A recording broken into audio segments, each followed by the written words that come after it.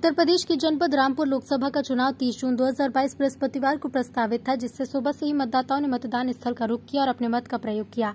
हालांकि गर्मी की वजह से मतदान स्थल पर बहुत ज्यादा भीड़ नजर नहीं आई। बता दें कि जनपद रामपुर सांसद ईस्ट पर 5 विधानसभा के वोटर हैं, जिसमें स्वार विधानसभा, चमरवा, बिलासपुर, रामपुर शहर और मिल्क विधानसभा कुल 17,06,590 मतदाता हैं। यहां उपचुनाव में समाजवादी पार्टी और भारतीय जनता पार्टी में सीधी टक्कर है। दोनों प्रत्याशी के भाग्य का फैसला 26 जून को होगा।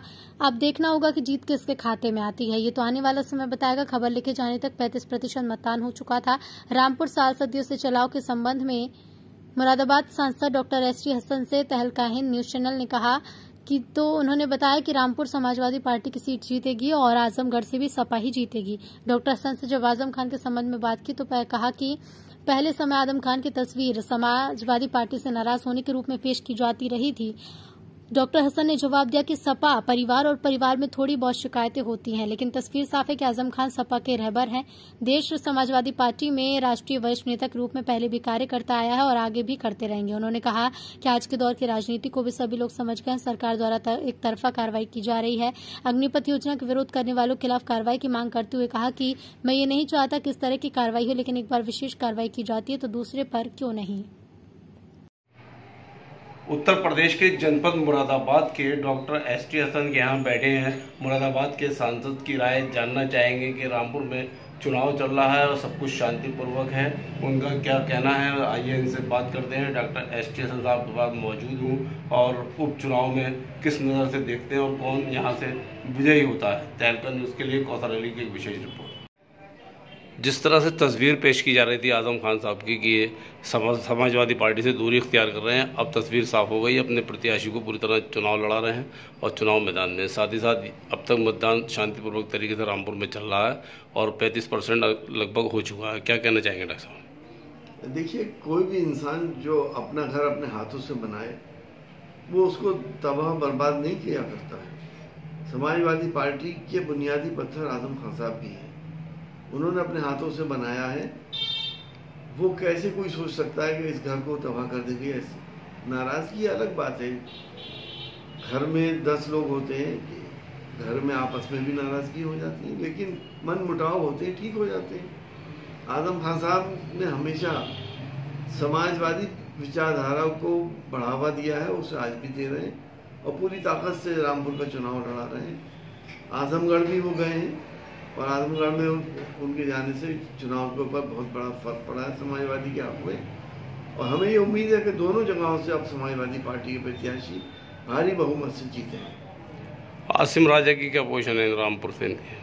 बहुत अच्छी पोजीशन है। आसिम राजा को समाजवादी के लोग मुस्लिम सी सिर्फ वोट नहीं दे रहे, बल्कि हिंदू तबका बहुत बड़ा समाजवादी पार्टी को वोट दे रहा है और हमें पक्की उम्मीद है कि आसिम राजा साहब बड़े मार्जिन से रामपुर से विजयी। जी सर, जिस तरह से उत्तर प्रदेश के मुख्यमंत्री ने अभी हाल में बयान दिया वहाँ पे चुनाव प्रचार के दौरान कि रस्सी जल गई, ऐठन नहीं जाती और हमने कोरोना में इलाज कराया जेल में, तो क्या कहना चाहेंगे इस मामले में? ये तो चुनावी जुमले हैं। चुनाव में तो कहा ही जाता है कभी कुछ कभी कुछ। तो अब ना उनके पहले ऐठन थी और जब जेल में नहीं गए तो भी कोई ऐठन नहीं थी और जेल से बाहर आए तब भी कोई ऐठन नहीं थी। अच्छा, उत्तर प्रदेश की जनता के लिए पहले भी हितैषी थे, अब क्या कहेंगे आप आगे? मैंने कहा ना, वो तो प्रदेश ही नहीं बल्कि देश के नेता हैं और देश पे वो अपनी जान कुर्बान करने वाले इंसान हैं। उन्हें तकलीफ होती है कि जब देश में रहने वालों को बांटा जाता है, देश में सांप्रदायिक माहौल बिगाड़ने की कोशिश की जाती है, धर्म को एक्सप्लॉइट करके वोट लेने की साजिशें होती हैं, जो आजकल हो रहा है। ये आपसे मुझसे छुपा हुआ तो नहीं। तो हर हिंदुस्तानी को इस बात की तकलीफ है, आजम खान साहब को भी इसकी बहुत तकलीफ है। वो जो भी फैसले लेते हैं देश हित में लेते हैं। जिस तरह से प्रदर्शन में लगातार उत्तर प्रदेश सरकार द्वारा मतलब कार्रवाई कर रही है अल्पसंख्यकों के खिलाफ, अब अग्निपथ का मामला सामने आया है, इनके लिए भी क्या कार्रवाई होना चाहिए इस तरह से जैसे ये कर रही कार्रवाई?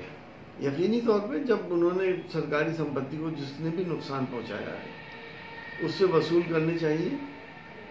जिसने भी आगजनी करी है, पत्थरबाजी करी है, उसके खिलाफ भी वैसी ही कार्रवाई हो जैसे मुसलमानों के खिलाफ हुई है।